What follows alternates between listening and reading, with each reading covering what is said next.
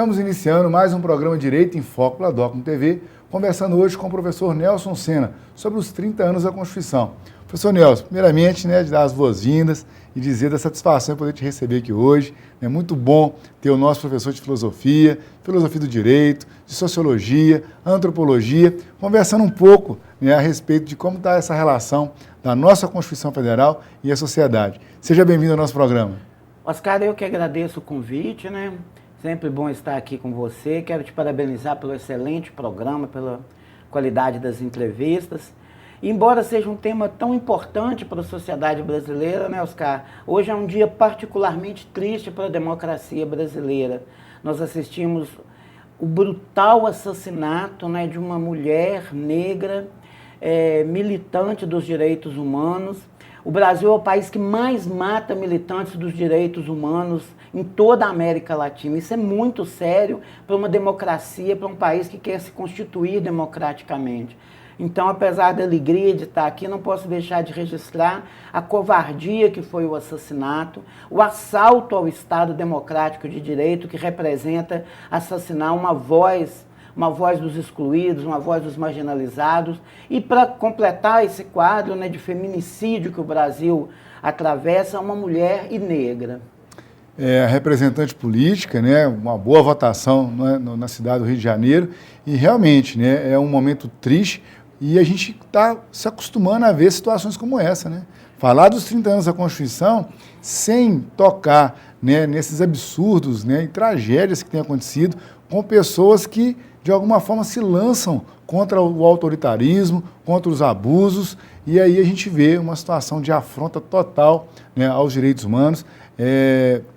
Muito bom esse registro que o senhor faz aqui, e de alguma forma a sociedade ela tem que parar para poder repensar, e de alguma forma a gente pensar também nisso que a gente está passando hoje, a intervenção federal no estado do Rio de Janeiro, vários estados com problemas relacionados à segurança pública, não é só o estado do Rio de Janeiro. Então a gente já começa a nossa entrevista, a nossa conversa, professor Nelson, de uma maneira bem ativa, porque é um problema que aflige a todos nós, a América Latina e o país, o Brasil representando de maneira negativa, o que deveria ser o contrário, um país que deveria estar dando exemplo, acaba suportando situações como essa. Mas, levando essa questão na conversa, como é que o senhor já pontuou a questão da violência, mas como é que o senhor percebe a maturidade da sociedade nesse momento de 30 anos da Constituição? Olha, engraçado, Oscar, o contexto histórico em que foi criada a Constituição de 88, o país acabava de sair de uma ditadura militar, que com todos os seus horrores da repressão, da tortura, do exílio, da censura, havia uma certeza no país: nós não queremos caminhar pela trilha deixada pela ditadura militar. A Constituição, mesmo com toda a sua ambiguidade, o que nós vamos comentar, ela marcou uma ruptura com o que muitos consideram como sendo uma Constituição ou não, que era de 1967, mas que era marcada pelo autoritarismo. A de 88, ela tentava romper com isso. E ela tentava romper dando os primeiros passos naquilo que a sociedade brasileira deveria caminhar, que é um Estado democrático de direito. E agora, abismado, nós assistimos, 30 anos depois, pessoas abertamente, claro que são pessoas sem nenhum conhecimento histórico, defendendo a volta da ditadura militar, setores que, por exemplo, um jornal de grande circulação no país falar que não houve ditadura, que houve dita-banda, e pessoas sem o maior pudor indo nas redes sociais, indo para todo lado, defendendo a volta de um regime de exceção. E assistimos, esse era o paralelo que eu queria fazer, 30 anos depois, uma intervenção militar no estado do Rio de Janeiro. Uma intervenção, como o próprio Fernando Henrique diz, que é a marca de governos fracos, governos que não entendem que o país é um país com uma desigualdade social muito grande. E enquanto isso não for atacado, o problema da criminalidade não vai se resolver pelas armas. Ao contrário disso, a intervenção militar no Rio até hoje não resolveu nada, ao contrário, ela tem acirrado a abordagem às populações negras, às populações mais carentes dos morros, que era o que a Marielle vinha denunciando.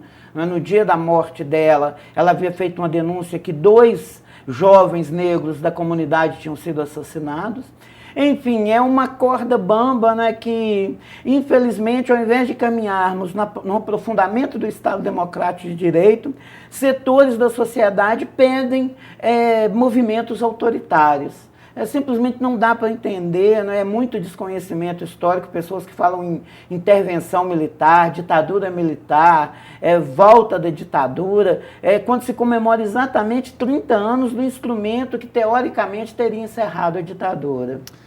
Eu, nas minhas aulas de Direito Constitucional, eu falo isso muito para os alunos, que a gente está num momento em que a gente, ao estudar o Direito Constitucional, a gente tem uma realidade diferente dos desdobramentos concretos, porque muito do que tem se decidido, né, pelo Executivo ou pelo próprio Judiciário, vai de encontro e não ao encontro, né, com a Constituição. E eu falei que era esse o momento, e eu falo com eles, esse é o momento que a gente tem que dialogar cada vez mais com a Constituição, e nós temos que nos ater aos valores dela, e no momento, né, no início do semestre, a gente sempre fala, né, na matéria de Direito Constitucional 1, desse aporte histórico, né, porque os alunos às vezes chegam na faculdade e eles não têm noção, às vezes, são muito novos, não têm noção, não viveram. Né? Eu mesmo não vivenciei, conheço pelos documentários, pelo que meus pais falavam, meus irmãos, mas é interessante a gente ter noção da história, né? de ver ali como é que a coisa acontecia, porque é isso que vai né, trazer para nós a importância do direito, essa relativização, às vezes, dos direitos fundamentais, com relação ao direito de ir e vir, com relação ao devido processo legal, ampla defesa, contraditório, princípio da inocência, né? São valores que estão ali, não são à toa. Eu estava essa semana trabalhando alguns dispositivos do artigo 5º, está lá o inciso 3º do artigo 5º, tortura. Por que está a proibição da tortura no inciso 3º? Eu falo para os alunos, o Constituinte estava olhando para algum lugar, a gente tem que saber para onde é que ele estava olhando. Ele olhou para a ditadura. Quer dizer, não é admissível, né, a gente tolerar uma afronta à autonomia, à livre consciência, né, o pensar, o agir, que por isso é um direito fundamental. Né? Então, eu acho que você foi muito pontual, né, no seu apontamento, e a gente tem que avançar. Por isso que a gente te convidou aqui para poder você lembrar dessa história, né, desses valores que não podem ser deixados de lado. Simplesmente intervir para poder ficar dando tiro, né, e simbolicamente para poder resolver, não é o caminho, né, Nelson? Não é o caminho, Oscar. E é muito interessante voltarmos na Constituição de 88, né? Ela consagrou determinados direitos que indicavam um caminho. Como você disse, era um caminho contrário. Engraçado que, por exemplo, as pessoas hoje polarizam muito uma discussão direita-esquerda. A Constituição de 88, ela consagrava a propriedade privada, né, o direito à herança, enfim, mecanismos burgueses. Mas, ao mesmo tempo, ela constituiu direitos, por exemplo, trabalhistas, que faziam com que Ulisses Guimarães a chamasse de Constituição Cidadã. Com toda essa ambiguidade de cedendo à pressão do Centrão, né, que se formou ali no meio da Constituinte para garantir esses direitos, por exemplo, para não desvendar os crimes da ditadura. Então, a tortura, ela era vista nesse momento como algo extremamente abominável, como deve ser visto. E o mais interessante é que hoje existem pessoas que abertamente, por exemplo, quando você fala, uma militante caratinguense, várias delas, né, várias militantes foram torturadas, alguém tem o absurdo de dizer, mas o que ela estava fazendo? A boa coisa ela não estava fazendo. Agora mesmo com o assassinato da Marielle, verdadeiros absurdos nós estamos ouvindo, como falando se ela defende o bandido. Olha, que ideia é essa? São as mesmas pessoas com esse discurso moralista, que são as pessoas que só negam, que têm empresas que devem milhões ao governo, né, que representam setores da sociedade, que lidam com essa apropriação do Estado pelo privado, e tem esse discurso moralista de que estava defendendo bandido. Ou seja, parte de um pressuposto que por defender negros, pobres, as minorias, você né? defende bandido. Que é um discurso extremamente atrasado, não é? Essa ideia de que minoria está ligado a bandido. E voltando à questão da tortura, independente do que a pessoa fizer, ela tem que ser presa e julgada. Essa é a garantia do Estado de Direito, né, o Estado Democrático de Direito. É isso que a ditadura militar não fez e é isso que nenhuma ditadura faz. Ela pega, tortura. Inês Etienne Regui, 96 dias sendo violentada na Casa da Morte de Petrópolis. O crime que ela tivesse cometido, que fosse presa e julgada. O crime que alguém hoje cometer, que ele seja preso e julgado, não é? Mas o que nós não podemos, como você bem disse, é consentir com essa verdadeira expropriação da nossa democracia, não é? Direitos básicos como o de ir e vir sendo desrespeitados, né? Assassinatos de líderes dos direitos humanos, o feminicídio com taxas altíssimas, né? Enfim, é um retrato sombrio da nossa democracia. Te vendo falar aí, eu estou lembrando dessas primeiras aulas, né, desse semestre, na turma lá do terceiro período nossa, lá com o direito constitucional. A gente estava falando da igualdade, né? 30 anos depois, né, nós temos que ficar brigando por igualdade, algo que já deveria estar consolidado. Né? Se você tem aqueles movimentos, né, da primeira dimensão, né, que é a liberdade, segunda dimensão, igualdade, terceira, fraternidade. Quer dizer, há um caminho, você, de alguma forma, conquistando direitos de liberdade, naturalmente você vai buscar os da igualdade, para chegar nos da fraternidade, nunca abrindo mão dos primeiros direitos. E no Brasil, parece que a gente está retroagindo, né? A gente tem que lutar pelos direitos de reconhecimento ainda. Será que em algum momento nós conseguimos realmente ser reconhecidos como cidadãos? É exatamente esse o ponto, né? É uma pena nós termos que reafirmar o óbvio, né? O mundo civilizado todo caminha na afirmação dos direitos humanos e no Brasil nós vemos verdadeiras aberrações, né? Com candidato com grande índice de voto dizendo que bandido bom é bandido morto. Não, bandido bom é bandido preso, julgado e condenado dentro da lei, dentro do Estado Democrático de Direito. Nós não podemos ceder, né, Oscar? Você mais ainda militante do direito, que o Estado Democrático seja vilipendiado. E é preciso dizer aqui que houve um golpe de Estado que tirou uma presidente eleita e a partir desse golpe eles estão vilipendiando os direitos dos trabalhadores. Os trabalhadores hoje podem esquecer termos como aposentadoria, podem esquecer termos como garantias trabalhistas, porque estão sendo vilipendiados. A Constituição de 88, que consagrou esses dados, ela está sendo rasgada, né? E nós estamos assistindo um verdadeiro desmonte dos direitos trabalhistas. E isso é muito grave. E a gente tem também o projeto com relação à Previdência. Então, a sociedade tem que se envolver e tentar, né, marcar o seu lugar. A gente tem que demonstrar a insatisfação em relação às afrontas aos direitos fundamentais e os direitos sociais, por consequência, porque senão, como você bem disse, as coisas vão sendo tomadas devagarzinho, sob, muitas vezes, os aplausos de boa parte da sociedade. Isso é um problema. É um problema muito grave. Eu imagino que a população, cansada dos desmandos políticos, né, eu imagino que essa não é uma questão de direita ou de esquerda. Essa não é uma questão do partido político A ou B, é uma questão muito simples. Quem que está roubando os nossos direitos trabalhistas? Quem está vilipendiando os direitos sociais? E eu acho que a população tem que voltar na Constituição de 88. A Constituição de 88 ela estava sendo toda criada para que os direitos de uma determinada classe social dominante fossem os direitos que a Constituição seguisse. A participação popular, mais de 12 milhões de assinaturas, 20% do eleitorado da época, inundaram a Constituição de emendas e eles tiveram que ceder às pressões dos direitos populares para a criação de inúmeras questões trabalhistas que nós tínhamos direito até há pouco tempo. E agora nós estamos assistindo a uma verdadeira nova Constituição, né, através de medidas provisórias, destituindo direitos que foram consagrados por ela e quase sempre direitos dos trabalhadores. Nelson, muito bom para a gente poder continuar aqui a nossa conversa. Eu vou pedir licença para a gente poder fazer um breve intervalo e a gente vai voltar com a seguinte reflexão. O que está por vir, né, na sua opinião? Tá? Mas daqui a pouquinho a gente conversa. Programa Direito em Foco volta já.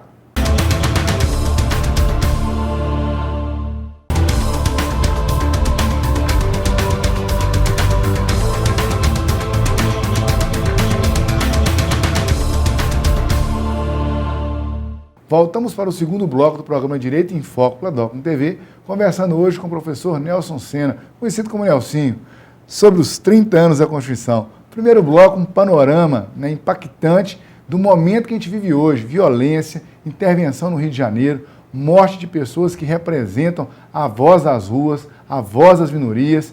E aí, Nelsinho, né, me fez lembrar da seguinte situação, né, esse porvir. O que nos espera? Existe jeito para o nosso país, né, de entrar nos trilhos do ponto de vista democrático, né, com a corrupção combatida, o crime organizado combatido, né, esses abusos que a gente verifica? É possível a gente sonhar com um país melhor? Olha, Oscar, eu creio que sim. Eu acho que é possível sonhar, né? Eu acho que a utopia ela é necessária, não é? E eu acho que nós temos elementos históricos, né? Um historiador dizia que a história só se repete como farsa. Então eu acho que é hora de nós olharmos um pouco para a nossa história. Nós saímos de um momento ditatorial, a ditadura militar, que deixou o país com uma desigualdade social enorme, uma dívida externa absurda.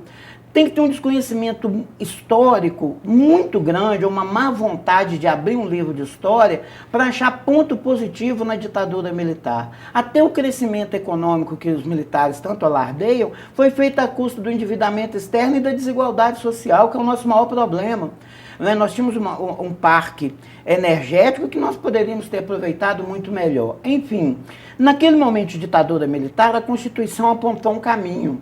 E é engraçado que nem a extrema-direita da época e nem a esquerda saíram satisfeitas com a Constituição e, ao mesmo tempo, os dois lados se sentiram aliviados. Ela, ao mesmo tempo que manteve uma ordem burguesa institucionalizada, com direito à propriedade, herança, essas questões macro, ela, ao mesmo tempo, garantiu direitos trabalhistas e direitos sociais. O que nós estamos, aí, ao invés de nós enveredarmos pela Constituição, nós tivemos, por exemplo, a estabilização econômica com Fernando Henrique, uma certa distribuição desigual com o governo Lula, mas nós não avançamos numa radicalização dos direitos trabalhadores. E agora, principalmente a partir do golpe, esses direitos trabalhistas estão sendo vilipendiados, e o que causa na população uma descrença muito grande com aquelas pessoas que ela tinha uma esperança muito grande, que era, por exemplo, o Poder Judiciário. O Poder Judiciário está criando uma verdadeira ditadura da toga. Não é possível que um país ele assista às vilipendiações jurídicas que estão sendo feitas, né, com questões básicas como o direito de ir e vir, direito à proteção da testemunha, o advogado tendo sua fala gravada com seu cliente. Então, mas ao mesmo tempo, eu vejo que há uma reação na sociedade que não admite que seus direitos sejam perdidos. Então eu acho que nós caminhamos, né, de um lado com uma classe dominante que se alia ao poder judiciário e tenta criar um país para ela, né? Basta ver os noticiários, como é que querem privatizar tudo, como é que não tem uma política de educação, uma política para as classes menos favorecidas, e ao mesmo tempo a classe popular resistindo. E eu acho que aí está a resposta para a sua pergunta, o que está por vir? Fiz esse relato histórico, espero que não tenha perdido um pouco, para dizer o seguinte: depende da mobilização popular. A população tem que entender, nós temos que entender que nós não podemos votar no nosso deputado federal que votou contra o direito trabalhista. É aí que começa a melhoria, por exemplo, da redução da criminalidade. Nós temos que votar num deputado estadual e federal e cobrar dele que ele esteja do lado das classes trabalhadoras, não é que ele esteja do lado da educação, e tenha provado isso. Nós não podemos votar num deputado, por exemplo, que votou a favor de aumentar a jornada dos trabalhadores, que votou a favor da reforma da trabalhista. Então, eu acho que depende da mobilização popular, é um ano essencial, é um ano importantíssimo para a gente fazer uma análise eleitoral. Nós vamos eleger o presidente da República. Se nós elegermos um presidente, porque o Congresso nosso certamente vai ser um Congresso conservador, e ele vai indicar esse futuro que você está falando, um futuro que vai tentar garantir um Estado democrático de direito, com melhorias na educação, melhorias na dignidade humana, ou nós vamos votar num representante da classe dominante, que vai aprofundar as reformas, que vai dar mais voz a essa política de repressão do que de educação? Então, eu acho que essa resposta sua, ela é essencial, ela é fundamental nesse ano eleitoral e ela depende dessa mobilização popular. Você me fez lembrar aqui, eu vi outro dia uma fala, né, de um autor de livro falando o seguinte, que com a redemocratização do Brasil, as instituições fizeram de tudo e começaram a se redemocratizar. Mas ele fala que uma instituição não se redemocratizou, que foi a imprensa, né, que está nas mãos ainda de uma minoria, né, e isso, de alguma forma, contribui negativamente para esse desfecho de maior mobilização popular, por maiores resultados, né? Como é que você enxerga isso? Você tem toda a razão, né? A imprensa já foi chamada de o quarto poder, né? É um absurdo que uma família detenha a maior rede de televisão, o maior jornal, o maior sistema de rádio. Olha, isso cria um poder de monopólio para esse setor da imprensa que é difícil romper com isso. Qualquer pessoa com o mínimo de inteligência pega como que a televisão e os jornais estão dando balanço da Petrobras que saiu esses dias. A manchete é: Petrobras, pelo 4º ano seguido, tem prejuízo. Qualquer pessoa que lê mais atentamente a matéria vai ver que o lucro operacional dela é enorme. Ela é uma empresa que vale bilhões no mercado, mas é uma ideia da imprensa de que é a favor de grupos dominantes de privatizar, que realça o balancete sem levar em conta os detalhes. Não é que é uma imprensa que, por exemplo, que tinha um articulista que defendia as minorias, ele foi mandado embora do Globo, que é o Caetano Veloso. Então você tem toda a razão, nós temos uma imprensa que, por ela depender do poder do capital para sobreviver, ela faz o jogo do capital, não é? E ela acaba influenciando enormemente nas eleições, não é? Nós temos deputados que são eleitos, que são donos de meios de comunicação. Nós temos meios de comunicação que trabalham para determinados candidatos há anos. Não é? Então, é muito complicado a democratização da imprensa. Apesar de vários casos absurdos, quem não lembra da escola de base de São Paulo, né, os professores, os donos da escola foram condenados injustamente, a imprensa fez uma acusação de que eles eram estupradores das crianças que frequentavam, provou-se que era mentira, que era engano, e a imprensa sai como os dois extremamente deprimidos, empobrecidos, e a imprensa continua fazendo seu papel de defender o capital. Professor Nelson Senna, esse momento nosso é um momento, né, que a gente deveria explorar mais, a gente devia ter mais tempo, para a gente poder falar, né, tudo aquilo que a sua experiência de estudo, experiência de vida, né, com certeza a gente aproveitaria muito isso. Mas, infelizmente, né, a gente tem um espaço, eu já vou deixar esse espaço aberto para novos encontros, mas eu queria, né, que antes da gente finalizar, que o senhor deixasse uma mensagem final, né, para o cidadão caratinguense, para o cidadão da região, para os nossos alunos da Rede Doclo de Ensino, né? Uma fala final, né, de apontamento, né? O que a gente pode fazer agora para poder, de alguma forma, melhorar o que está à nossa volta? Bom, é complicado, né, mas eu acho que tem algumas diretrizes. Eu acho que, por exemplo, eu como trabalhador, eu quero um país onde eu possa ter um direito mínimo de me aposentar. Eu quero trabalhar e a classe brasileira, né, a maioria dos trabalhadores com um salário mínimo, que já é... Eu quero que esse trabalhador tenha uma condição de dignidade mínima para trabalhar. Eu quero que a hora do lanche dele não seja descontada. Enfim, eu quero que o meu representante político não tenha votado a favor da reforma da Previdência, da reforma trabalhista, e que nem tenha dado indicações de votar a favor da reforma da Previdência. Eu quero um presidente que vai voltar com as políticas educacionais, não é, que vai voltar a investir na educação.